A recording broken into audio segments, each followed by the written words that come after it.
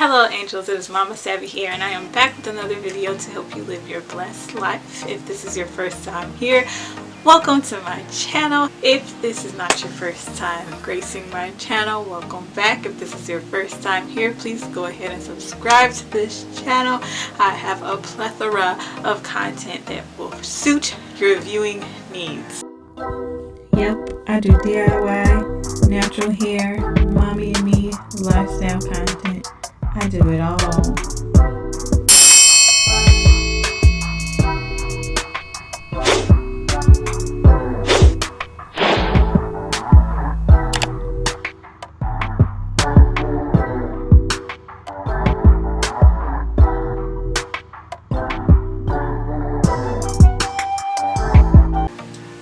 Okay, so disclaimer, I am not a healthcare provider or professional. If you need the type of help, you should seek professional help. I am just a mom who has an experience that I would like to share. This week is a very exciting week, like every week for me. I am going to be talking about weaning my 2-year-old from breastfeeding, and this is a major accomplishment for me. I was very intentional my whole breastfeeding journey to make it to 2 years or further, especially with everything that's going on in the world. Having that immune support as a 2-year-old was something that I really wanted to give baby Savvy with the coronavirus and anything else circulating out there. I knew breastfeeding was going to be the #1 shield for her, along with her diet. And to be honest, we've been catching flights, so the whole time we've been flying, I've been trying to breastfeed. Our final trip was kind of a celebratory trip for me, to just celebrate the fact that we made it so far on this journey. Research shows that there are some health benefits for breastfeeding beyond 1 year old. Research shows that breastfeeding beyond 1 year old meets 29% of the energy requirements, 43% of the protein requirements, 36% of the calcium, 75% of vitamin A, 94% of vitamin B12 requirements, 60% of the vitamin C requirements for toddlers, and I think 70% of the folic requirements for toddlers breastfeeding beyond 1 year old. This of course means that the mama has to take in a lot of those nutrients. So I do take supplements. If you haven't checked out some of my previous videos on breastfeeding, please check those out for the supplements that I have been taking along my breastfeeding journey. Back to the details on how I weaned my 2-year-old. I knew that I was going to have some upcoming lifestyle changes with going back to work, having to go back into the office. I knew that breastfeeding, like we have been doing when I've been working from home, was not going to be the same anymore. The one thing that motivated me to really stop breastfeeding was to face the reality that this is no longer an option. And literally it just came down to the fact that she is huge. Like, I was watching some of my old videos when I was talking about breastfeeding, and she was just a small 3-month-old, 6-month-old, and now she's this huge 2-year-old toddler. And I'm just like, it's a completely different experience from when she was a baby. She's no longer eating as a necessity, is more for comfort at this point. So that's something I had to face as well. You know, you get the chitter chatter for people around you, like, oh, she's so big, I can't believe she's still eating, her head is as big as her boob, why is she still eating? All sorts of stuff. But to really like face that as a mom is a different than having outsiders talk. It's just something that I had experienced, and that kind of like motivated me to want to wean my daughter. So I'm just gonna be honest with y'all. The technique I use, I'm just gonna call it sugaring. I think I heard a YouTuber saying this is what she did, or maybe I saw it on Instagram. I don't know.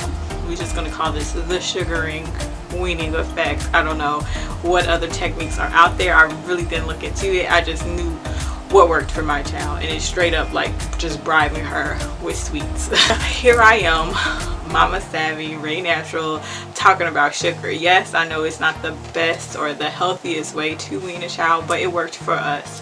Late at night when baby Savvy would want to eat, because I literally had got down to one feeding. I cut out all feedings throughout the day and got down to the feeding at night, which is kind of like backwards. A lot of times you'll hear people cutting out the nighttime feeding first, but I thought that was the most convenient one for me because it put baby Savvy to sleep.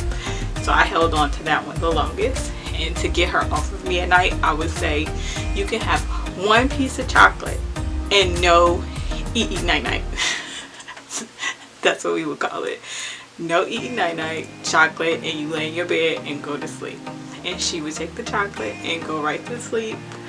I would pray for her teeth and her oral hygiene. She would brush her teeth in the morning, but that was what worked for us. And it wasn't every night. Some nights she would just go to sleep. It was just when we were having a tough time getting her to lay in her own bed without eating. So what it really came down to is like weighing my pros and cons.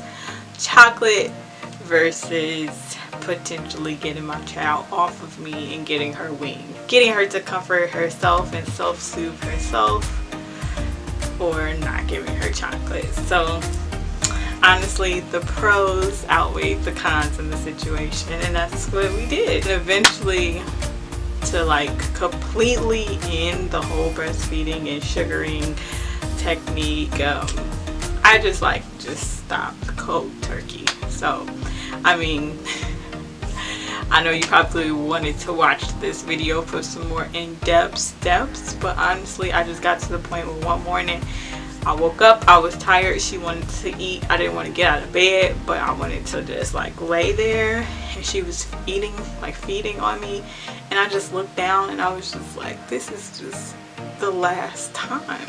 I just got to the point where I told myself it was the last time. And I had that feeling before, like early on in my breastfeeding stage, where I was just like, where's the bottle? I don't want to do this anymore. But because it was because it was no longer a necessity at this point for her to be eating on me, I just went cold turkey. And she's alright, she's fine.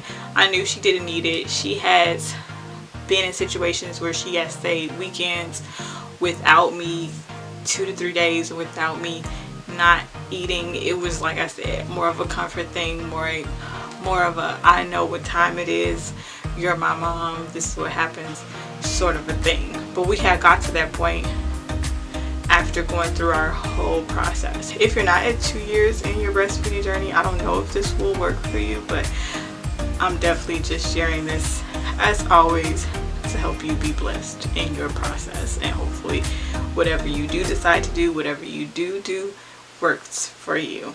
So that pretty much wraps up this video. Like I said, if you have not already, please go ahead and subscribe to my channel. I do a lot of mommy and me lifestyle content, DIYs, mommy and me DIYs, and a lot of like natural hair things, or specifically natural hair, healthy hair growth. So if you like those sort of things, please go ahead and subscribe to this channel, hit the notification bell so you won't miss any of my new videos.